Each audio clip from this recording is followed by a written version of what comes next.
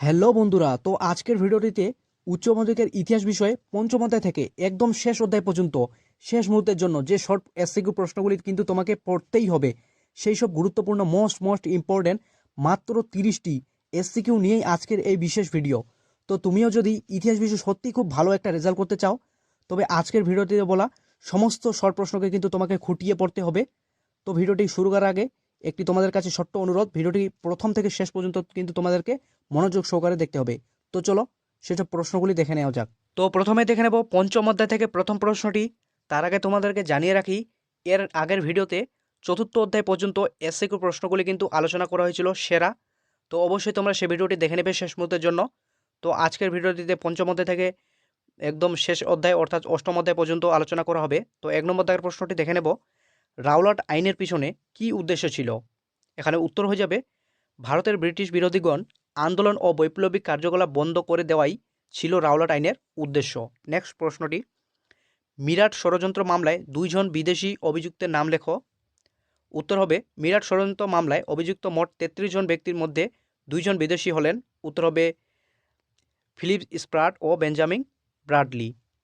Next প্রশ্নটি, কবে এবং কাদের মধ্যে লখনৌ চুক্তি স্বাক্ষরিত হয়? উত্তরে যাবে 1916 খ্রিস্টাব্দে জাতীয় কংগ্রেস ও মুসলিম লীগের মধ্যে কিন্তু লখনৌ চুক্তি স্বাক্ষরিত হয়। 4 নম্বর দাগের প্রশ্নটি, কে কবে সাম্প্রদায়িক বাটোয়ারা নীতি ঘোষণা করেন? উত্তর হয়ে যাবে ব্রিটিশ প্রধানমন্ত্রী স্যার র্যামসে ম্যাকডোনাল্ড 1932 খ্রিস্টাব্দে 16ই আগস্ট তার কুখ্যাত সাম্প্রদায়িক বাটোয়ারা নীতি ঘোষণা করেন।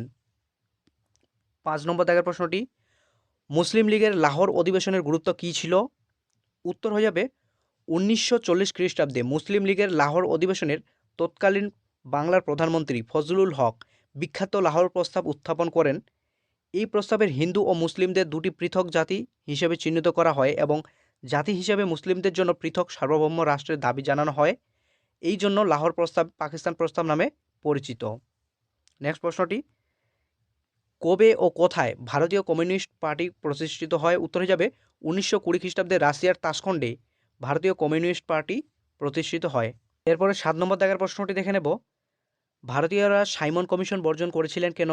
উত্তর হবে, ভারতীয়রা সাইমন কমিশন বয়কট করেছিল কারণ ভারতীয়রা দায়িত্বশীল সরকার গঠনের উপযুক্ত হয়েছে কিনা তা বিচারের দায়িত্ব ভারতের সঙ্গে সম্পর্কহীন ব্যক্তিদের দেওয়া। ভারতবাসী এটিকে জাতীয় অপমান বলে গণ্য করে। নেক্সট প্রশ্নটি, মার্লে মিন্টো আইনের দুটি ত্রুটি উল্লেখ করো। উত্তর হবে, প্রথমত, এই আইনের দ্বারা ভারতবর্ষে কোনো দায়িত্বশীল শাসন ব্যবস্থা গড়ে ওঠেনি। দ্বিতীয়ত, এই আইনের মুসলিম সম্প্রদায়ের জন্য পৃথক নির্বাচনের উদ্দেশ্যে আসন সংরক্ষণ করা হয়। বলা বাহুল্য, এই সরকারের সিদ্ধান্ত কিন্তু ভারতের সম্প্রদায়কে উস্কে দিয়েছিল। নেক্সট প্রশ্নটি, সত্যবিলোপ নীতি প্রয়োগে ডালহৌসির কোন কোন রাজ্য দখল করেন? খুবই গুরুত্বপূর্ণ একটি প্রশ্ন।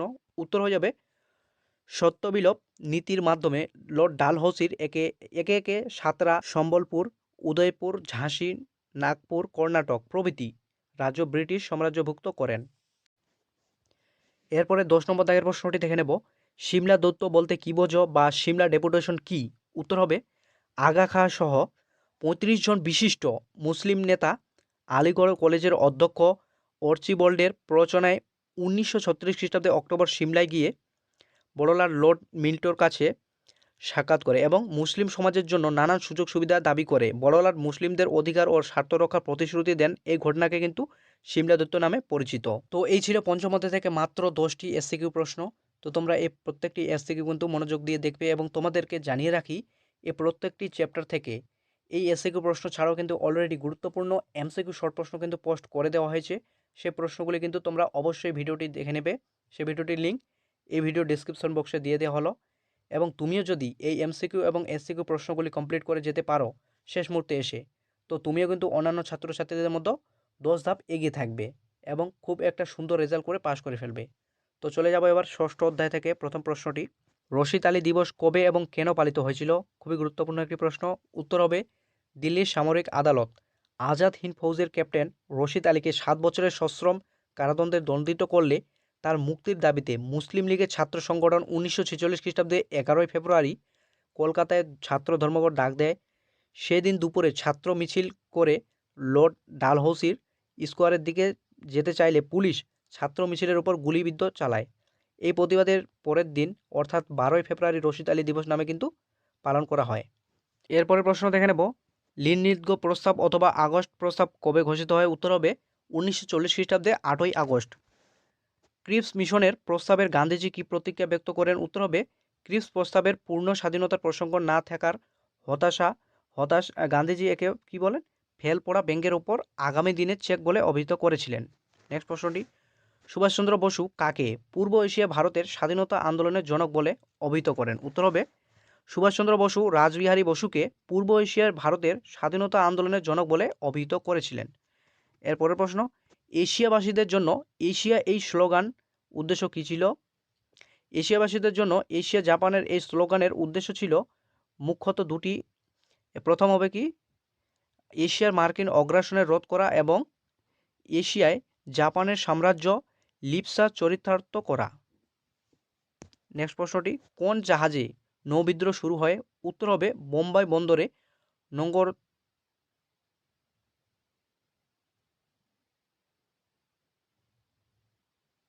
এরপরে 18 নম্বর দাগের প্রশ্নটি দেখে নেব, ক্যাবিনেট মিশনের 3 জন সদস্যের নাম লেখো। উত্তর হয়ে যাবে প্রথম ভারতের সচিব স্যার প্যাথিক লরেন্স এবং বাণিজ্য সভার সভাপতি স্যার স্ট্যাফোর্ড ক্রিপস এবং নৌবিদ্রোহ বাহিনী প্রধান এভি আলেকজান্ডার। তো এরপরে চলে আসবো আমরা সপ্তম অধ্যায় থেকে প্রথম প্রশ্নটি দেখে নেব, উত্তর ভিয়েতনামে কমিউনিস্ট বাহিনী কী নামে পরিচিত ছিল? উত্তর হয়ে যাবে উত্তর ভিয়েতনামে কমিউনিস্ট বাহিনী ভিয়েতমিন নামে পরিচিত ছিল। এরপরে 20 নম্বর দাগের প্রশ্নটি দেখে নেব, ফিদেল কাস্ত্রো কে ছিলেন? উত্তরে যাবে ফিদেল কাস্ত্রো ছিলেন কিউবার সমাজতান্ত্রিক নেতা, পরবর্তীতে তিনি কিন্তু সে দেশের প্রধানমন্ত্রী ছিলেন। নেক্সট প্রশ্নটি, দিয়েন বিয়েন ফুতে কি ঘটেছিল? উত্তরে যাবে দিয়েন বিয়েন ফুতে টংকিংয়ের অবস্থিত ফরাসি বাহিনীর একটি দুর্ভাগ্য ঘাঁটি ভিয়েতমিন সেনাপতি জেনারেল গিয়াপের পরিকল্পনায় আক্রমণের 1954 খ্রিস্টাব্দে মে মাসে দিয়েন বিয়েন ফু পতন ঘটে। এই ঘটনার পর ফ্রান্স উত্তর ভিয়েতনাম থেকে হাত গুটিয়ে নেয়। নেক্সট প্রশ্নটি, মার্শাল পরিকল্পনা কি? উত্তরে যাবে ট্রুম্যান নীতির সূত্র ধরে মার্কিন পররাষ্ট্র সচিব জর্জ সি মার্শাল 1947 খ্রিস্টাব্দে 5ই জুন যুদ্ধ বিধ্বস্ত ইউরোপের সাম্যবাদের প্রয়াস রোধ করার জন্য আর্থিক পুনরুজ্জীবনের যে পরিকল্পনা পেশ করেন তা কিন্তু মার্শাল প্ল্যান নামে পরিচিত। এরপরে 23 নম্বর দাগের প্রশ্নটি দেখে নেব, ওয়ারাস চুক্তি কবে এবং কেন স্বাক্ষরিত হয়? উত্তর হবে 1955 খ্রিস্টাব্দে 14ই মে সোভিয়েত রাশিয়ার উদ্যোগে পূর্ব ইউরোপের কমিউনিস্ট শাসিত দেশগুলিকে নিয়ে ওয়ারাস চুক্তি সংস্থা গড়ে ওঠে। কেন? চুক্তিবদ্ধ দেশগুলিকে কোনো একটি বহিঃশত্রুর দ্বারা আক্রমণ হলে চুক্তিবদ্ধ দেশগুলি সম্মিলিতভাবে তা কিন্তু প্রতিরোধ করবে বলে এই চুক্তি স্থির হয়েছিল। 24 নম্বর দাগের প্রশ্নটি দেখে নেব, দাতাত কি? দাতাত একটি ফরাসি শব্দ যার অর্থ হলো কি উত্তেজনা প্রশমন বা বন্ধুত্বের পুনঃপ্রতিষ্ঠা। 1960-এর দশকে মার্কিন যুক্তরাষ্ট্র ও সোভিয়েত ইউনিয়নের মধ্যে এক পারস্পরিক সহাবস্থানের নীতি গৃহীত হয়, ফলে ঠান্ডা যুদ্ধের প্রভাব বহুলাংশে হ্রাস পায়। এই নীতি কিন্তু দাতাত নামে পরিচিত। নেক্সট প্রশ্নটি, হোচিমিন কে ছিলেন? উত্তরে যাবে হোচিমিন ছিলেন ভিয়েতনামের মুক্তিযুদ্ধের পথ প্রদর্শক এবং প্রাণপুরুষ। 1945 খ্রিস্টাব্দে তিনি ভিয়েতনামের গণতান্ত্রিক প্রজাতন্ত্রের প্রথম রাষ্ট্রপতি নিযুক্ত হন। নেক্সট প্রশ্নটি দেখে নেব, কোন বছর ভিয়েতনাম গণতান্ত্রিক প্রজাতন্ত্র রাষ্ট্র হিসেবে ঘোষিত হয়? উত্তরে হয়ে যাবে 1945 খ্রিস্টাব্দে ভিয়েতনাম গণতান্ত্রিক রাষ্ট্র হিসেবে ঘোষিত হয়। নেক্সট প্রশ্নটি, বার্লিন অবরোধ বলতে কী বোঝো? উত্তর হবে বার্লিন শহরের সঙ্গে পশ্চিম জার্মানি যোগাযোগ ছিন্ন করার উদ্দেশ্যে সোভিয়েত ইউনিয়ন 1948 খ্রিস্টাব্দে 24শে জুলাই থেকে 1949 খ্রিস্টাব্দে 12ই মে পর্যন্ত দীর্ঘ 11 মাস ধরে বার্লিন প্রবেশের সড়কপথ কিন্তু অবরোধ করে রাখে। এই ঘটনাকে বার্লিন অবরোধ নামে পরিচিত। নেক্সট, বুলগানিন কে ছিলেন? উত্তর যাবে বুলগানিন ছিলেন সোভিয়েত রাশিয়ার প্রতিরক্ষা মন্ত্রী।